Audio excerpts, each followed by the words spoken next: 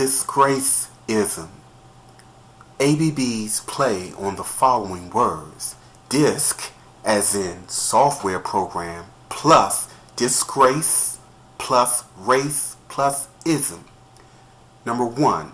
The application and practice of classifying, elevating, subjugating, or marginalizing a person or group solely based on a belief that one person or group is inherently superior or inferior, greater or lesser in value. Number 2. Inherent trust or distrust among other tribes or racial groups solely based on skin tone, genetics, race, nationality, or tribal community. Number 3. Racially motivated program or system that has shown to be a disgraceful practice to the whole of humanity. What's up, family and friends? It is that time that I share pieces of me with you. This particular vlog, as you've gathered by now, is a very serious one. It is one that is long overdue, quite frankly, because as we already know, racism, the system, the mentality, the program, the concept continues to be one of humanity's greatest challenges for so many reasons. And I can approach this subject matter from so many different angles. But I don't want this video to be too long.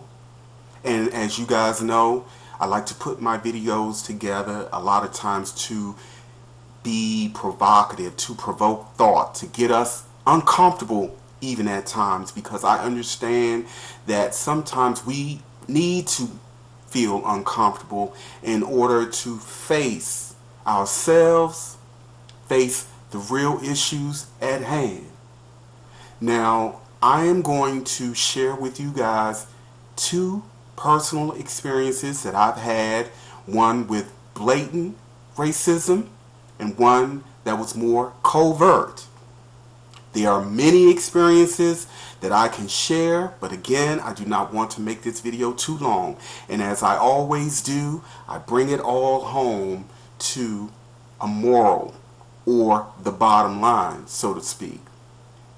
Now, the history of racism runs knee-deep, knee-deep. That's why I could never do it justice in one vlog. That's why I will never try to cover the infinite angles to which racism has occurred and continues to play out in the world today. But I think that the step in the right direction is in having an open dialogue. Let's talk about what our experiences are without the emotion, without the resentment, without the anger, without the guilt, without the shame, and allow ourselves to try to experience, or at least in our mind visualize, what it's like to walk in the shoes of another. I think that if and when more of us get to this point, we could better empathize. We could better feel compassion for brothers and sisters, no matter what side of the equation or what our perspective or experiences may be. I, in this particular life and lifetime, am having, obviously, the experience of what many would call and deem as a black person. I don't identify myself as black, but I know that a lot of people will look at me and put me and people who share my ilk, my shade, as black. That's a very controversial subject matter, and that's a whole nother ball of wax. I can approach that at another time. The same thing is true for people who are classified as white. I have never, in all the years I've walked this earth, ever seen a human being who is this shade, that shade, or this shade. So why on earth are we classifying or accepting a classification or over-identifying with these shades that by all logic and reasoning does not really apply. It's a rhetorical question. When we think of how we have associated the shade black, black is often associated with evil, bad, negative, scary, void of something, untrustworthy. White, on the other hand, has always been associated with pureness, righteousness. It's often associated with godlyhood, saintlyhood, if there's any such word. Y'all know how I like to come up with my own words. Sometimes I get lost in my own thought, but I digress. So when we associate these applications to a group or person, and this is played out over and over again in the media, not overtly, but more covertly, because we all know the bad guys always wear black and the good guys always wear white. The angel food cake versus the devil food cake, which is usually chocolate or dark. This is subliminal programming, and we associate, whether we are consciously aware of it or not, we associate those applications every time we call or identify ourselves as black or white or any color for that matter.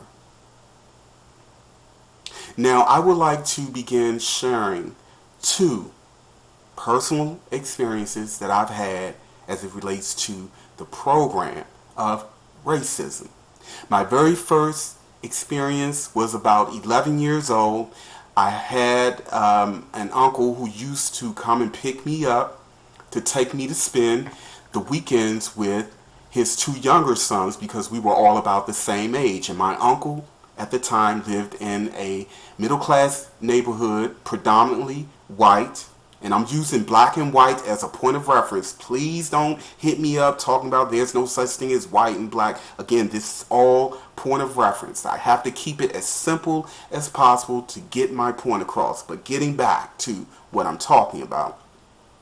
My uncle and his family, they lived in a middle-class neighborhood. We were spending the weekend together because my uncle came to pick me up.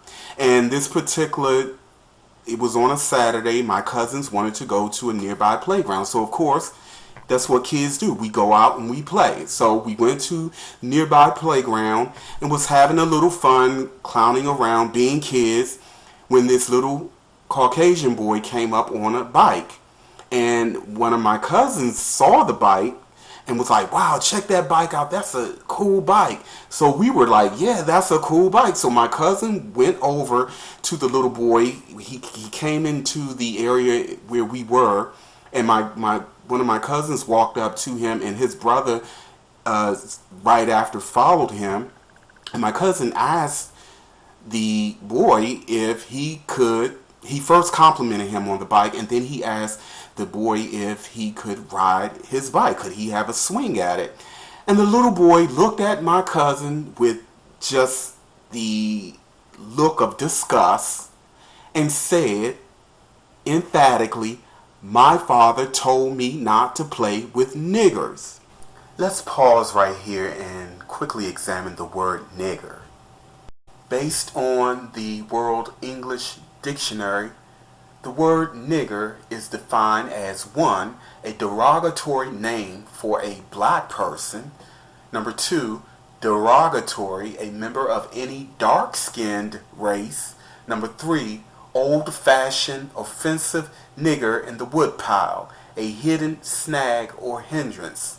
And of course, it's not listed here, but the word nigger is often associated with an ignorant or stupid person. What do I think of the word nigger? Well, I find the word offensive, disrespectful, and dishonorable to our ancestors. And contrary to popular belief, words do carry power. Words evoke something. This word is an application. It is associated with an application that was designed to degrade, humiliate, dehumanize, and to trivialize this word and to throw it out and about with no regard, no consideration as to the intent and the application to which it was created is quite frankly irresponsible. I may have done some ignorant things and I may even be guilty of doing some stupid things, but I'm far from an ignorant and stupid person. So it does not matter what others may call me or you. What matters is what you answer to. Now let's get back to the story. This was my first time hearing the word being used. My cousins, of course, now that I'm older and wiser, they heard this name.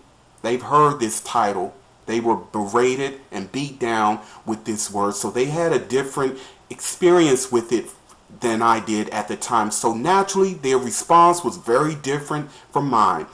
They proceeded to beat the boy up, and I had to go over and stop it and break it up, being the peacemaker that I am. Still am to this day. But again, I digress. So why did my cousins react in the way that they did and I did not? It is again because they had a different history, a different experience. They carried resentment and anger because they were made to feel shameful, less than. They were berated. They were bullied with the word nigger.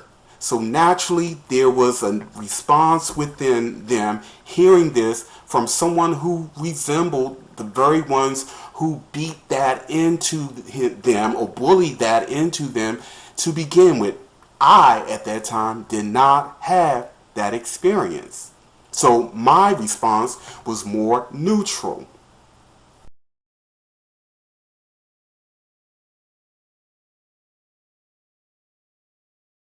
When I was growing up in the inner cities of Washington, D.C., it's a predominantly black neighborhood. The schools that I went to was predominantly black. There were a couple of brothers and sisters who were Caucasian, and when we were children, we didn't really see any of that stuff. We didn't see color. We just wanted to play, and that's what children do. We just wanted to play. My mother, my aunts, my uncles, they didn't bring the subject matter of racism to the forefront of our consciousness. My mother always taught us to treat people the way we wanted to be treated. So we didn't have that point of reference. However, all throughout our childhood rearing in school, we were always taught about slavery and how our ancestors were killed and beaten under the duress and stress of the nigger word. So that was my only point of reference of that particular word at the time.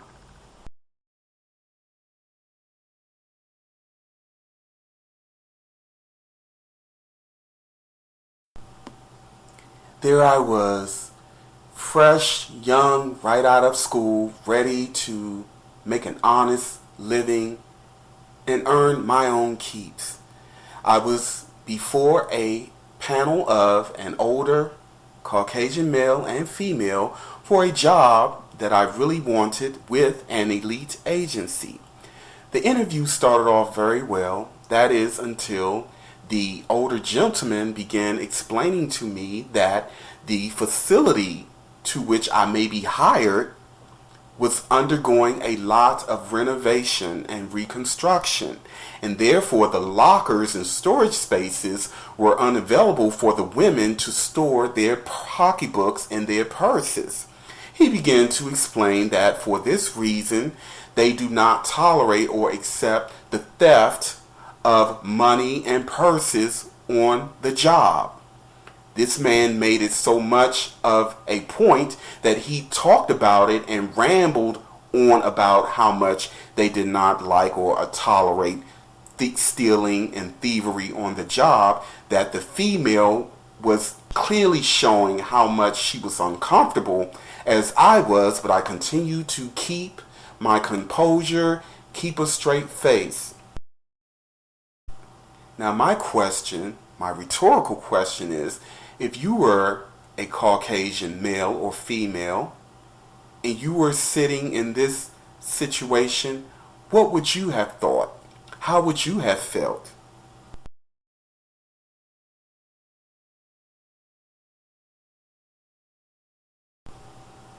Now I've just shared with you two early life experiences that I've had as it relates to the program, belief, mindset of racism. There are many others, but I don't want to make this video too long. I chose the childhood memory of the word nigger and the association to this as it relates to racism for the same reason that I had chosen to share with you the experience that I had during a job interview. And that is two different scenes, two different scenarios, two different age groups, but the background story is most likely to be the same. Now I already know that there will be people out there who will try to dismiss the obvious in this particular scenario. I felt, being the intuitive that I am, and if we were to get real, this gentleman clearly profiled me and made the assumption that just because of my shade and the way that I look, that I was a thief, or that I was most likely to be a thief. Where did he get this from? It is the association that he has made from years of programming, perhaps what he's been taught. And this man is now in a position of influence, of decision making over the lives of others. And no one should deny, no one who's truly conscious, no one should deny the obvious, that this gentleman will certainly put into practice his definitions of what a black person is in his mind, and will therefore make or have made or will continue to make decisions in his hiring practices as the result.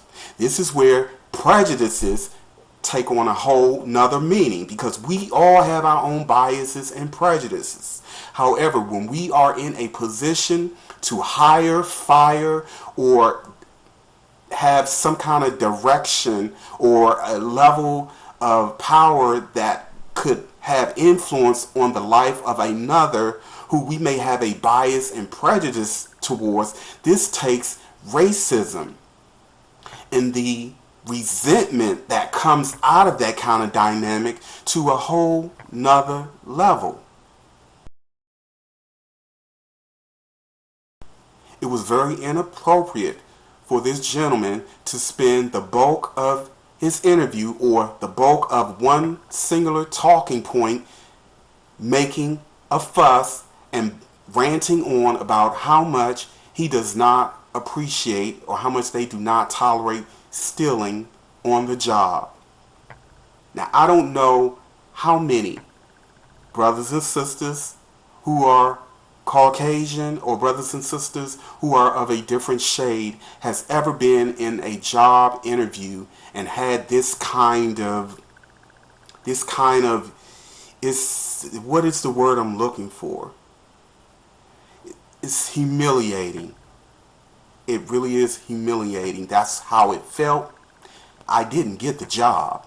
And I'm not saying that I didn't get the job because this guy was racist. But the fact of the matter is that how can one not consider that possibility when this man is sitting in an interview talking about not stealing on the job more than any point he's made, more than any talking point that was made at that time. So the question that I would like to put out there to you guys just to get the dialogue going. Is racism and prejudices, is this genetic, inherent, or is it learned behavior? I'm going to tell you what I think it is.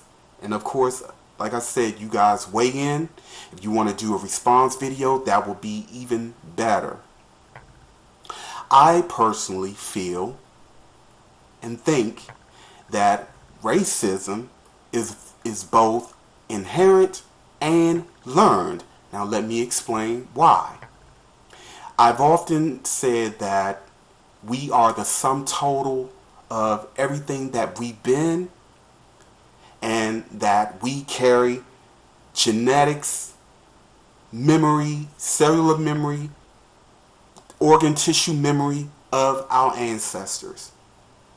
Our ancestors have endured some of the worst forms of racism, brutal, hideous racism.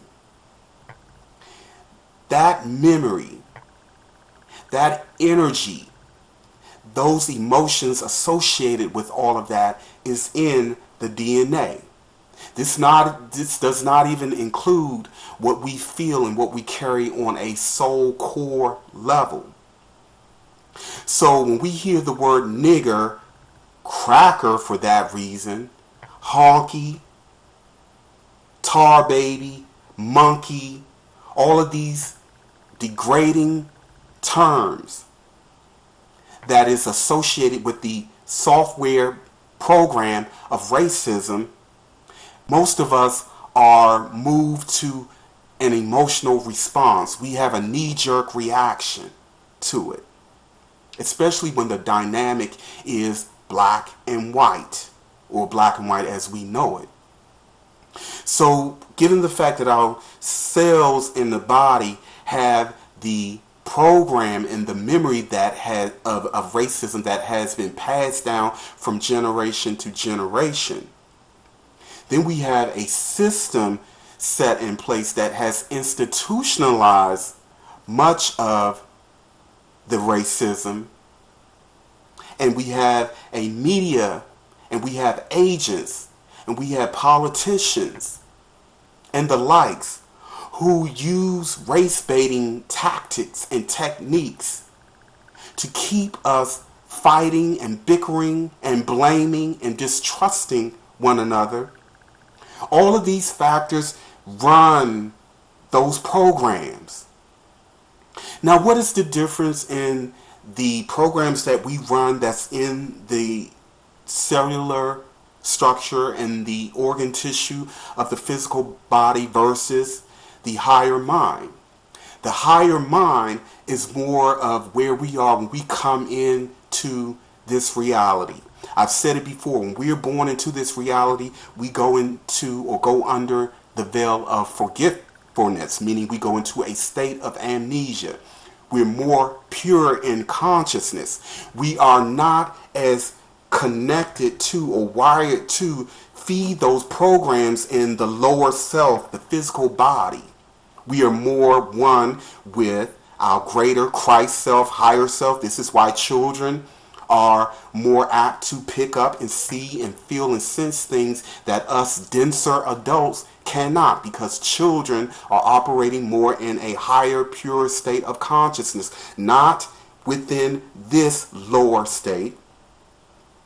It's not until the children are taught by their parents or by the system that is in place, the media, the movies, the covert applications and programs that I talked about in terms of how we define black and white by color, by shade, by the images, by the stereotypes. I can go on and on and on. These are the applications that reinforce the genetic memory and programming in the physical body. And when we begin learning these things through our parents, through the system, the environment, life experiences, we begin moving out of that pure state of consciousness that we have as children. We begin running those programs that are already in place. Promising news.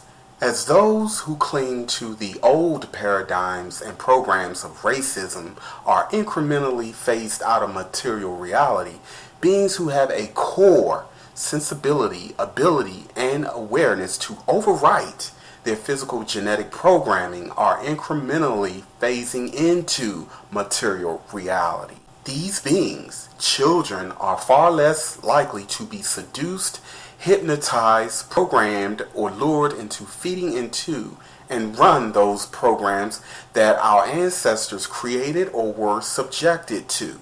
These beings are what many may title indigos, star seeds, rainbow children, naga seeds, etc. These children have been born and continue to be born in every race, creed, tribe, color, and persuasion under the sun.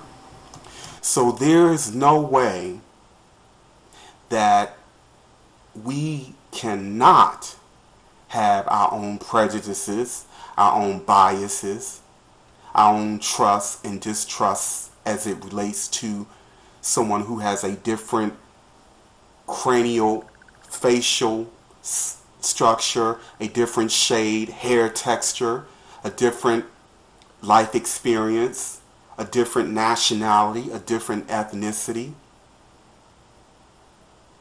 How can we not have prejudices and biases living in a world where most of us don't have the luxury of interacting with people who are very different from us? And I think this is the key to truly getting beyond running those programs and not feeding into the social engineering to run those programs. It is in getting to know people who are different from us, hearing their life stories without the knee-jerk reaction, without telling those people that their experiences isn't what they feel or perceive it to be. This only fuels the resentment that both sides, all sides have. How can someone who is not having a particular experience when it comes to the racial programming or application tell another that their experience is one way or the other? You can't. We can't. So why not hear one another out and try to see what we can do to at least try to be civil amongst one another? Because at the end of the day, we either have to work this thing out or we're going to destroy one another. It's quite that simple. It's not like we can just take one group off the planet and put them somewhere else. People talk about separating and all that stuff. But yeah, what if we all separated? What's not to stop history from repeating itself, where one group who feels that they're superior can just take whatever they want from another who may not be as militarily developed and may not have the resources to defend themselves? What would be the point? So it's, to me, the point and the focus should be more on what can we do to improve the situation that we have within the paradigm that we have. I cannot hate all white people, all this people, or all that people, because I truly grasp and understand that all of those people are a part of me, both physically and metaphysically. If I were to hate all white people, I would have to hate parts of me, because even though the history may be hideous and ugly, but most people who are considered black in this country have white ancestry. I cannot take that part of me out. Some of us have Asian ancestry, which I happen to have as well. I cannot hate all those people, because again, hating all of them would mean hating myself. I can't take that part of me out. I can't hate my African brothers and sisters for selling our people into slavery, because that is a huge part of who I am. So hating them would mean hating myself. Again, I'm throwing all of this out here to provoke thought, because truth truthfully, there's no 100% pure anything. So when you hate an entire group, or when you subjugate an entire group, you are ultimately hating and subjugating yourself. And it's just a matter of time before it truly manifests in your life as a physical reality, whether you are consciously or whether we are consciously aware of it or not. So I challenge you today. Ask yourself, how much of the disgraceism programming are you running and applying to your life consciously or unconsciously?